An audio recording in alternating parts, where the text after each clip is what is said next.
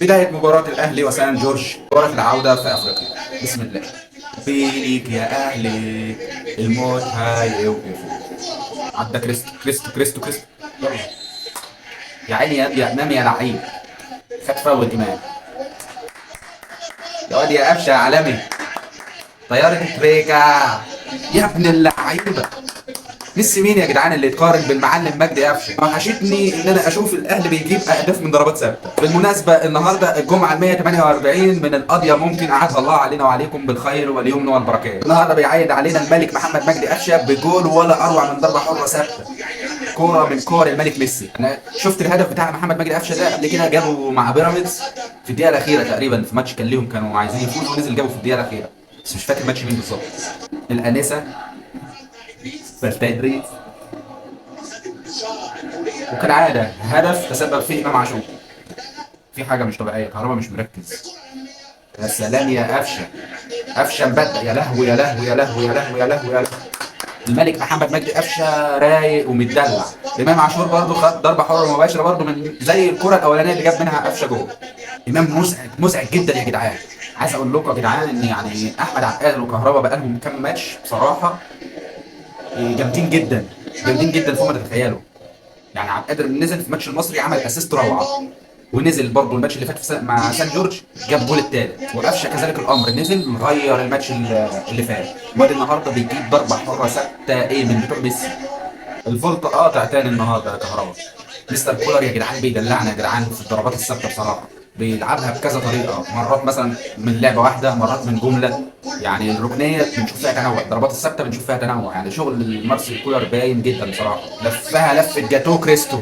يلا يلا كهربا يا كهربا. كوره من عبد المنعم اداها لكريستو، كريستو لفها لاحمد عبد القادر، وعبد القادر اداها لكهربا على طبق من ذهب. كهربا ضيعها بطريقه غريبه. عبد المنعم بيقدم حلويات يا جدعان. يلا ضربه جزاء. ضربه جزاء كهربا. اخيرا اخيرا اخيرا المحول وصل. ايوه يا عم كده فك النحس. احنا لسه بنسخن لسه بنسخن. هو الشناوي فين؟ انا وحشني اشوف الشناوي، عايز اطمن عليه. يا نهار ابيض. عملها عملها قفشه بيه. برنس برنس قفشه بيه القاضي بيسجل التالت. يا ابن اللعيبه يا قفشه. لا ده مزاجه عالي النهارده يا جدعان. كريم الدبيس رفعها حلوه قوي. بيراميدز كسبان 5 دلوقتي. فعلا والله امام عاشور اهم قطعه حاليا في النادي الاهلي. لاعب بيفتح لك الماتش تماما، سواء بياخد لك فاول في منطقه مهمه، سواء بيصنع، سواء بيعرف يمسك الكوره كويس ويستحوذ عليها، بيعرف يعدي، بيعرف يعمل باصات كويسه. يعني قطعه كانت ناقصه النادي الاهلي، جوهره والله العظيم. الثلاث ماتشات اللي لعبهم امام عاشور عمل 3 اسيستات، ورد النهارده فتح الماتش، خد ضربه حره ثابته، قفشه سجلها جول على طول. لعيبه رايقه بصراحه النهارده، سواء عبد المنعم، سواء امام، سواء قفشه بيه، سواء احمد عبد القادر. الله. وكريستو برضه والله عامل ماتش كويس، والدبيس رفع الجول الثالث بتاع قفشه ده. وكهربا بيحاول وهيجي منه ان شاء الله. نهايه الشوط الاول الاهلي قدم فيه عظمه حرفيا.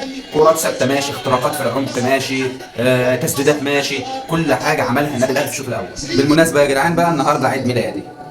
يلا كل سنه وانت طيب بقى، ودلعوني بقى. نزل ابلكيشن امازون دوت ايجي وحس تميت 27 سنه. بدأ الشوط الثاني.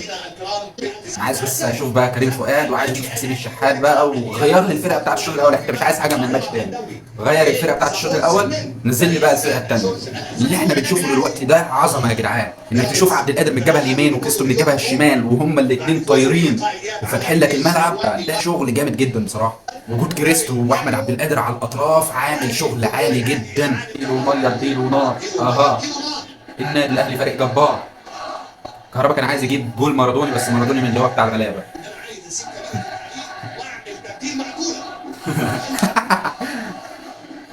زي ما الكاشف بيقول لك انا عايز انزل تبديل، انزل الملعب عشان استمتع بصوت الجماهير دي. يلا عايزين الرابع بقى يا جدعان. عدهاني عدهاني عدهاني. عطاها كهربا، البولت اشتغل، ظبطت. كهوفر لاب من هاني مسطر على راس كهربا في الجول.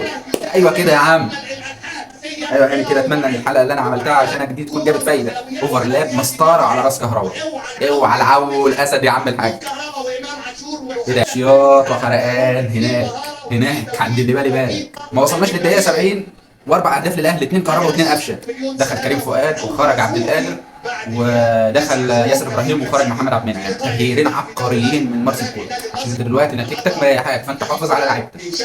كرة ثابته من قفشه كانت على راس امام عاشور، كانت رايحه الجول وارتدت من الحارس لكريم فؤاد، بس كريم قلشت من على رجله طلعت بره.